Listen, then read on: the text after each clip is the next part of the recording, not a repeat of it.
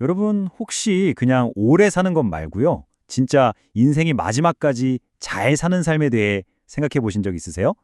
오늘 이 시간 바로 그 비법, 활기찬 노년을 위한 네 가지 보물에 대한 이야기를 좀 해볼까 합니다.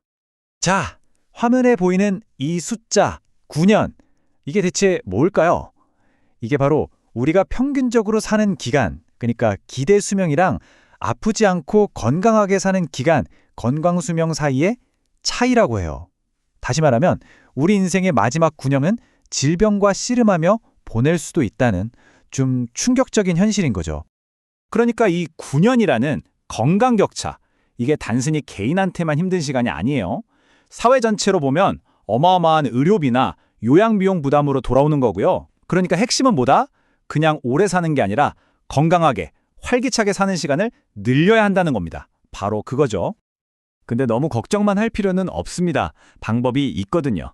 그래서 오늘 이 9년의 격차 문제부터 시작해서 활기찬 노년을 위한 큰 그림, 그리고 몸과 마음, 사회와 의미라는 보물들을 하나씩 살펴보고 마지막으로 어떻게 활력 넘치는 미래를 만들 수 있을지 알아보겠습니다. 자, 그럼 바로 핵심으로 들어가 보죠. 그 해결책의 이름이 바로 액티브 에이징, 우리말로는 활기찬 노년입니다. 말 그대로 인생 후반기를 새롭게 정해야 하는 아주 중요한 전략이에요. 이게 우리가 흔히 아는 안티에이징이랑은 좀 달라요. 안티에이징이 그냥 늙는 걸 막으려는 거라면 액티브 에이징은 그게 아니에요. 여기 보시는 것처럼 삶의 마지막까지 내가 주체적으로 사회 활동도 하고 경제 활동도 하면서 적극적으로 살겠다는 의지, 바로 이걸 말하는 겁니다. 좋아요. 그럼 이 활기찬 노년 어떻게 만들 수 있을까요? 전문가들이 말하는 네 가지 핵심 기둥이 있습니다. 바로 신체적, 지적, 사회적, 그리고 영적, 정서적 건강이라는 네 가지 보물이에요. 이 네 가지가 따로 노는 게 아니라 서로 톱니바퀴처럼 맞물려서 균형을 이룰 때 진짜 최고의 노년을 보낼 수 있다는 거죠. 자, 그럼 첫 번째, 두 번째 보물부터 한번 파헤쳐 볼까요? 바로 우리 몸과 마음의 보물입니다. 이게 사실 모든 활력의 기본 중의 기본이잖아요. 먼저 몸, 신체적인 보물부터 볼게요. 목표는 아주 명확합니다. 남성은 하루에 최소 200칼로리, 여성은 150칼로리 이상을 운동으로 태우는 거예요. 이걸 일주일에 3번 이상은 꾸준히 해주는 게 핵심이고요. 근데 여기서 진짜 중요한 게 있어요. 무작정 하면 안 되죠. 다치면 큰일 나니까요. 그래서 점증부하의 원칙이라는 게 있습니다. 뭐냐면 처음엔 내가 할 수 있는 최대치 한 50% 정도로 가볍게 시작하는 거예요. 그러다 2주 정도 지나서 괜찮다 싶으면 60%로 올리고 또 2주 뒤에 70%로 올리고 이렇게 차근차근 안전하게 힘을 키우는 거죠. 운동 얘기했으니까 이제 먹는 얘기 해야죠. 영양이 빠질 수 없잖아요. 짠 거 좀 줄이고 대신 칼륨이 많은 음식을 챙겨 먹는 거. 그리고 저지방 우유 같은 거 하루 한두 잔 마셔주고요. 제일 좋은 건 미리미리 식단을 짜보는 거예요.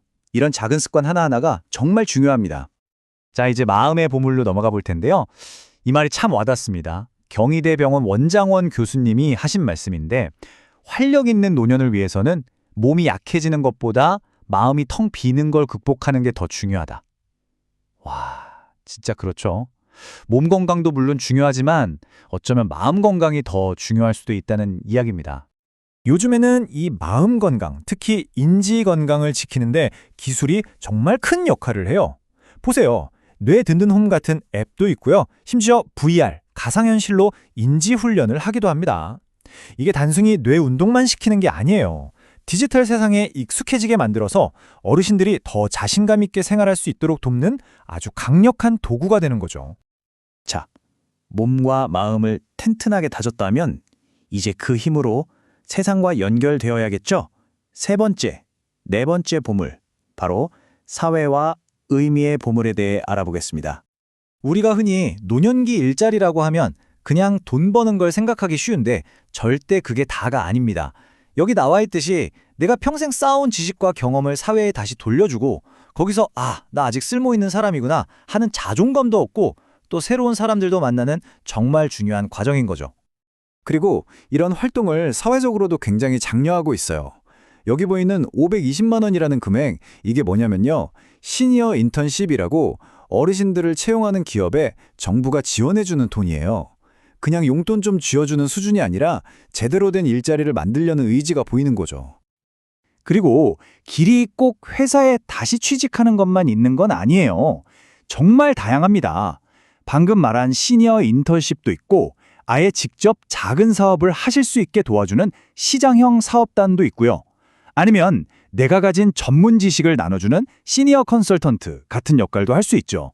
정말 각자에게 맞는 길을 찾을 수 있는 시대가 된 거예요. 그리고 또 하나, 평생 학습. 이게 정말 중요합니다. 요즘 노인복지관에서 뭘 배우는지 아세요? 정말 깜짝 놀라실 거예요. 합창, 미술 이런 건 기본이고요. 요즘엔 유튜브 영상 만드는 법, 심지어 AI 봇 코딩까지 가르친대요. 대단하지 않나요? 그냥 뭘 배우는 걸 넘어서 새로운 친구도 사귀고 성취감도 느끼고 일석이조, 아니 일석삼조인 거죠. 자, 그럼 지금까지 이야기한 4가지 보물들. 이걸 다 합치면 어떤 그림이 그려질까요?